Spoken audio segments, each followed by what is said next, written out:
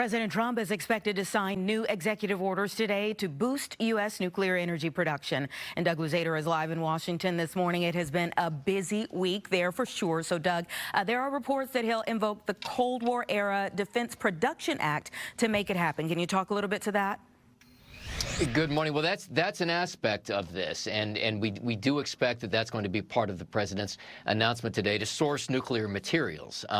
For the White House, this represents kind of a further pivot away from renewables to nuclear.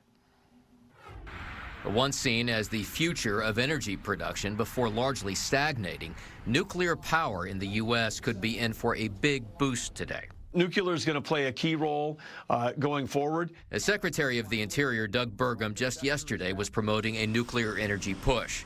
And now Reuters reporting that President Trump this morning may sign executive orders to give nuclear energy production a new leg up. We are lagging. If we're behind China in AI, our sovereignty, our national defense is at risk. Last week, Energy Secretary Chris Wright told Congress that new energy sources are desperately needed for the power-hungry development of artificial intelligence.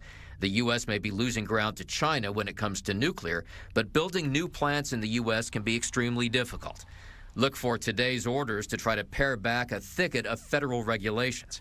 At the same time, Democrats accuse the administration of making too many cuts at the Department of Energy, and some point to safety concerns. 2 of the 5 worst commercial nuclear power incidents in our nation's history occurred in Ohio's nuclear north that I represent. Either way, though, this represents a long-term goal for the White House. Even though they're moving at a rapid pace, it's really in the 2030s before we're going to start to see significant scale coming from nuclear.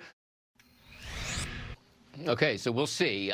In the meantime, the White House is expected to really push the private sector to do the heavy lifting here with some support from the federal government when it comes to actually building these nuclear power plants and nuclear reactors. Back to you guys. Oh, we'll see how that goes. All right. Thank you, Doug. Have a good, Thanks, safe Anita. weekend. We'll talk to you again next week.